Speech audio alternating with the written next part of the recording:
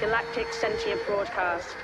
Target, planet Earth. Begin invasion in 3, 2, 1.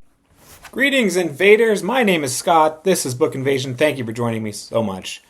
I'm back for a quick old video recapping what I read in the year of 2022, preparing for year 2023.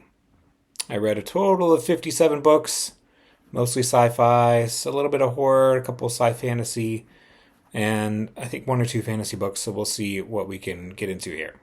So let's get right into it. The first book that I rated 5 stars was a self-published indie backlist book called Zero Echo Shadow Prime by Peter Samet. And this is the only book that this author has published, I believe. So it's a near future sci-fi. It takes place in the year 2045. An 18-year-old Charlie Nobunaga creates the world's first sentient AI and becomes an overnight sensation.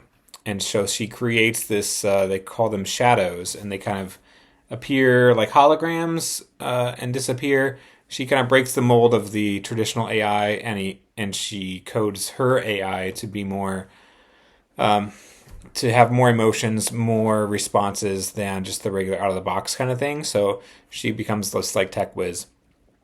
But then evil corporations strike. She's then essentially split into 4 different consciousnesses. Zero, Echo, her shadow, and then Prime, which is herself, and her body, her physical body, meanwhile, is dying of cancer. So there are multiverses here. There's a split universe where there are a lot of different clones, a lot of different instances, and they have to kind of fight each other to the death. And some of them have like drills for legs, blades for hands. One's just a giant eyeball. It's all these crazy instances of Charlie fighting herself in this world. It was really epic in the sprawl and the span of what the book tries to do for such a small little backlist book. I thought that the breadth of this book was so wide, and the world that it takes place in and the different ways that it overlaps and the tangling storylines was all just so fantastic. I recommend anyone check that out. It's called Zero Echo Shadow Prime by Peter Samet. That was my kind of top pick of the year, top read. I'm glad I finally got to it. This book came out in 2014. So check it out. I don't think you can really find it anywhere other than like a Kindle edition. You might be able to get a paperback. So it was great. Check it out. The next one I want to talk about is The Cartographers by Pung Shepherd. I had followed Pung Shepherd for a long time. I had known about her locally here, and when the Book of M came out, that was just a big step. That book was kind of amazing, this magical realism type thing. And so I was so excited to see the follow-up to that. I'd read some of her short stories on tour and things like that and kind of followed her to The Cartographers. And then this book came out, and it was also kind of that magical realism, super cool kind of thing where the main character's father was a cartographer, works on these famous maps. Then she realizes there's a secret kind of map society and a hidden place on a map that was kind of eliminated from publication but still exists, yet no one kind of knows about it. So The Cartographers by Pung Shepherd was so awesome. The next one I want to highlight is Mickey 7 by Edward Ashton. Now, I had read Edward Ashton's first book called 3 Days in April, which was kind of like a cyberpunkish biopunk sci-fi book. And so it's like, all right, this is kind of cool. And so when Mickey 7 kind of got some buzz, the movie adaptation was coming along. I liked his writing style. It's kind of, it's humorous, kind of like a John Scalzi kind of feel mixed in with a little bit of Andy Weir. That's what I kind of felt a little bit about on Mickey 7. It's not so much of a survival story like The Martian was, but it also has to do with a colony or a expedition on another planet. And the way I listened to the audiobook for this, and the way that the Marshal is narrated was so funny, and the way that the exchanges between the Marshal and Mickey 7 were great. I love just the humor of this book. It's a great, funny kind of read. You get some giggles out of it. It's enjoyable, and it also kind of gives you a little bit of a spark of hope at the end of this thing. Movie adaptation's coming. Anyway, Mickey 7 was my another top pick of the year. Great read. Moving on to Stringers by Chris Panettiere. Now, if this isn't the most bizarre book, I'm not bizarro, like crazy stuff, but just kind of the pieces of this book and the way that they intertwine, and the chime and the cerebral parts of this book, Patton and the aliens, the pit jar of pickles, the bug sex, the bug sex facts, watches. How in the world did all of this stuff come together so nicely and so well in such a funny and enjoyable package? I have no idea. So Chris Panettiere, who also wrote The Phlebotomist, I had my eye on him just because he's a cool guy. He does great artwork, and The Phlebotomist was great. So when Stringers came out and I kind of got the synopsis of it, I was like, what is this? Sounds such like an ambitious book. And it was, and on the face value, it's kind of just a goofy thing where people are just like, oh, that's just a funny kind of thing. But it's more than that, where it dives into consciousness, it dives into life, it dives into the friendships and aliens and bugs and all that kind of stuff. And it's just such a great, enlightening read for the people who like, light sci-fi, but with a deeper type of message in it. And so Stringers by Chris Panettiere is one of my top picks that I read this year. All right, moving right along, one of my most anticipated reads was Across the Sand by Hugh Howey. This is a follow-up to his, what originally was a standalone book called Sand, which he published, I think, maybe after the Silo Saga, and it didn't get much buzz or claim. And now Across the Sand, what this book does, I thought was really great, and I think it had done in Sand. I had read Sand such a long time ago, I don't really recall. But this picks up in the same type of place. You have Danvar, Springston, Lopub, the same locations that sounded familiar. And then there are some illustrations intertwined in in the book. There are cool pieces in the physical copy of this. So Across the Sand tells you the story of what had happened to the people in the town that kind of had blown up at the end of Sand. And when they kind of seek their revenge, we follow them along a path of kind of righteousness, where they feel like they had done no wrong, and yet they had these terrorists come and destroy what they loved, so now they're going to give it back to them. And so we step in the shoes of them as they are doing, the ones who are doing the right thing. And we follow the life and times of the family who are in that town, whose sister was kind of the culprit of the first book. And so the way that these paths intertwine, what I really enjoyed the most is that you see these from both sides, where they're both the good guys, essentially. Like, we're the good guys, we're gonna seek revenge upon the bad guys. And then the other side is like, we're the good guys because we took care of the bad guys initially. And all the while, there's the hidden treasures under the sand. There's still divers, so to speak. And so people wear diving suits. They dive down into the sand and try to bring back treasures with these boots that they have that kind of dispense the sand and give you a gap so that you can sink down like water. And it's really cool, the technology that was kind of built for this book, and the way that this works is like, it's almost like Waterworld, but it's sand. Like, they're divers, you dive down and find shipwrecks and things, but in this case, they're diving down and they're diving to the tops of skyscrapers that they can kind of get into and salvage, because the world's covered in this huge layer of sand. So it was a really great environment, a really great world to get into, but the way that these plots intertwine and the opposing factions, so to speak, was really great, and the way it all came together was fantastic. There's lots of action, there's lots of kind of intrigue and espionage, a little bit in the way that just it's not very well planned out. They just kind of want to go destroy some things. So Across the Sand is a really great book by Hugh Howey. If you have not read Sand, read Sand and read Across the Sand. They are chained together very nicely. That was another top pick of the year. Another book that I really, really loved was Comfort Me with Apples by Catherine Valente. That was a really kind of short novella, but the way that it's kind of twists the age-old story and the world that it kind of built in there was a really kind of good short read, and it was really kind of interesting the way that all played out. And the writing of Catherine Valente is really great. The Past is Red was one of my favorite books I think I read last year, and just the humor in the world that had built and the commentary it kind of played. So I was really interested to read Cover Me With Apples, because it kind of got a lot of buzz. It's a bit of sci-fi, it's a bit of, I don't know, fantasy, but it's kind of more like a fable type of feel. That one was really good. I also read Night of the Mannequins by Stephen Graham Jones. That one came out a while ago. It's another kind of one of his short reads, and it has that really kind of demented, twisted feel to it.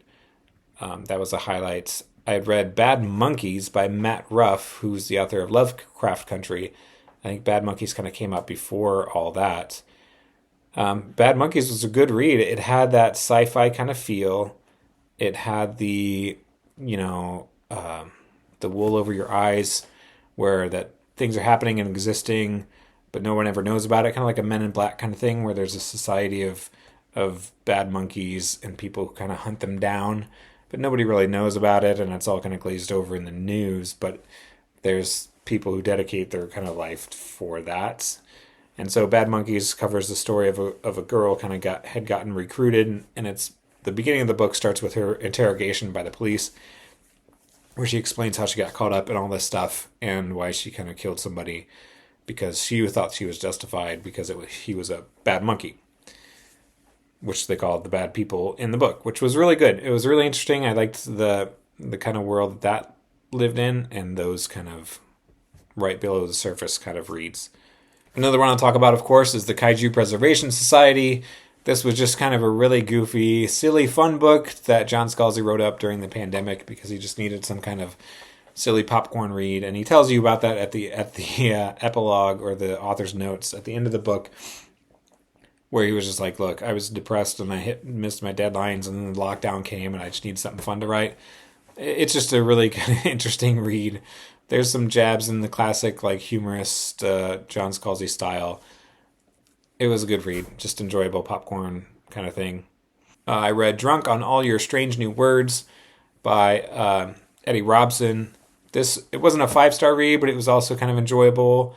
The way that these interpreters or these translators work in the future is that they meet with these alien races, and they kind of become their translator so that they can communicate and go to events and mingle with the higher pieces of society. And so the translators, the more that they translate, kind of the more drunk that they get on the words, because their mind is processing so many things at once. And so it tells a story about the translator and kind of how her life is, going. And then the alien delegate she was assigned to mysteriously winds up dead, and she kind of her life kind of starts to fall apart. She has to kind of pick up the clues and find out why it happened and who did it. That was a good and interesting read. I also read Upgrade by Blake Crouch, which was a cool read. I felt like the enhanced human thing is a bit unoriginal on that side, but the detail that he goes into about the DNA sequencing and all that kind of stuff kind of put a fresh take on it.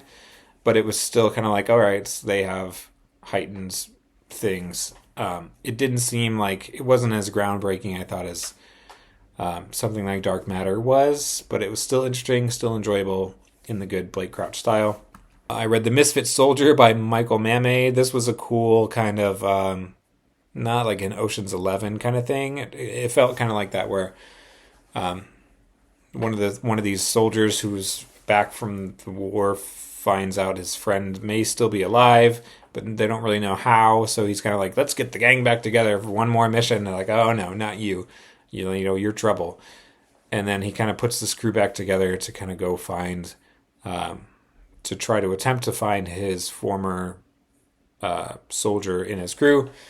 And it's there's a lot of jabs and humor in that too. It's a bit of those, let's get the gang back together, misfits crew, stumbling their way through these missions that they shouldn't be allowed to be going on. Anyway, that was enjoyable. The next one I'll talk about was The Paradox Hotel by Rob Hart. That was a cool read that talks about this kind of hotel at the edge of these parallel universes.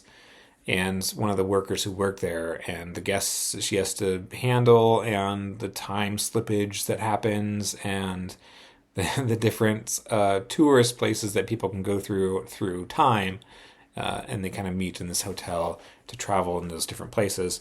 Things get mixed up. She's losing her own mind with a former love that she had, and she's kind of appearing and giving her messages. That was a really fresh, kind of interesting read. I liked that. The way that the narrator and the dialogue in there was kind of snarky and very foul language most of the time. It was funny. The characters kind of get tired and exhausted, which you don't really see often. But she kind of keeps going and chugging along. Meanwhile, she's kind of having a mental breakdown all at the same time. So The Paradox Hotel was a good one. The next one I'll talk about is The Shadow Glass by Josh Winning. So in The Shadow Glass, we follow the son of the creator of the Shadow Glass world. So we had the characters. He was obsessed kind of with that world. And the creatures kind of, they had statues of them in a movie set. And then during the end of his father's life, he kind of had a mental breakdown publicly, and they all called him crazy. And now the son has so much resentment towards that, where he just doesn't want anything to do with that film or that world anymore until he kind of goes back to the house that he, quote unquote, is inheriting. And he kind of just discovers things, he sees things, he hears things, and the characters kind of, he thinks that they're moving and they're coming alive. And so he's kind of thrown into that world. But what I had anticipated, what I had hoped for this book is that we would be into the Shadow Glass world more, but this book takes the characters out of that world and puts them in the real world, and they kind of have to figure out how to get there to go back home, so to speak. So The Shadow Glass by Josh Winning was really cool if you like those 80s movies, that whole era of Dark Crystal, the Jim Henson era of classic creepy movies, The Labyrinth and things like that. Really cool. The next one I enjoyed was The Broken Room by Peter Clines. This would be a must-read for any fan of Stranger Things.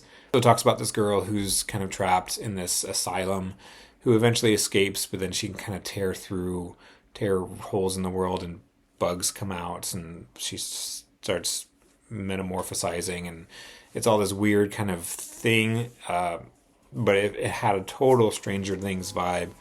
If you like that and want to get into that world some more, check out The Broken Room by Peter Clines. And the last one I'll talk about was probably my favorite audiobook of the whole year, was The Part About the Dragon Was Mostly True by Sean Gibson. This is kind of a silly fantasy, flipping the tropes on its head kind of book, where there's a dragon that's terrorizing this town, and they have to send out a bard and some companions out to neighboring villages to recruit people to get rid of this dragon. And the narration here, there's the song that the bard sings in this tavern is really instrumentally done and sung beautifully in the audiobook, and it was a really jaunty kind of tune. It's totally enjoyable, and the humor in this was great. So if you want some kind of funny fantasy thing, something like if you're a fan of Good Omens, Terry Pratchett's kind of fantasy Neil Gaiman thing, check out The Part About the Dragon Was Mostly True. It was a really great and fun fantasy read. The last one I'll talk about was a whole series. I finished a series, which was the Universe After series by Drew Williams, which includes The Stars Now Unclaimed, A Chain Across the Dawn, and The Firmament of Flame. So this was a really neat kind of sci-fi read, space antics, space battles, mysterious kind of, shiny, luminescent space monsters that are kind of chasing and attacking you. Throughout this, you have telekinetic powers, those type of fantasy-esque type of things, all shoved into one action-packed series. There was a lot of great sequences in here, great fight sequences, great battles. You see the growth of the main character kind of from the starry-eyed child to the middle kind of hardened, resentful teenager, and then in the third book, kind of the commander of her little squad that's kind of going on the offensive and attacking all of these things. So The Universe After is a good one for fans of action science fantasy. I wouldn't say like Star Wars, so to speak, because there's more fighting, I suppose, than hand-to-hand combats and telekinetic combat in these books. But it was a really action-packed, great kind of read. I'll do a few more really quickly. I read Light Years from Home by Mike Chen, which is a really great and enjoyable read about first contact kind of thing, abduction, but then family dynamics. August Kitco and the Mechas from Space by Alex White. That one I read. I didn't enjoy it that much. It was more for the Gundam fans who want to see big mechs fighting. There wasn't anything kind of new and interesting besides the way that the robots communicated through song and through discordant melodies and all that kind of music nerd things, which I thought was cool. I like that scientific element of it, and how they all got to find their pilots and all that kind of thing. And the last one I'll talk about finally is Battle of the Linguist Mages by Scott O'Moore, and I still don't know if I liked this book or I hated it. This was one of the also weirdest kind of books that I read, because as you progress through this, the book gets deeper and deeper into this odd rabbit hole of things, and it starts off where, okay, you kind of get into this video game, harmonizing and vocalizing these things, but no, it turned into this whole big thing of where it was so just bonkers out there. I think, I definitely give points for the ambition of the novel. And when I read more about the author and how this all came to be, he said it was kind of an amalgamation of different plays that he had written over time, because he had written stuff for like comedy troupes, and he has a pretty well-known like skit thing on YouTube. And so I looked that up and I was like, all right, that kind of makes more sense. But the execution of this book was just so scrambled, I felt like I couldn't really I just kind of chuckled. I'm like, what is even happening? But anyway, those are some highlights of my reading. Thanks for watching, everybody. I hope you enjoyed it. Maybe I'll get an anticipated reads video up soon, or maybe I won't. But I will talk to you guys next time. See you in the next video. Thanks for watching, everybody. See you later. Bye-bye.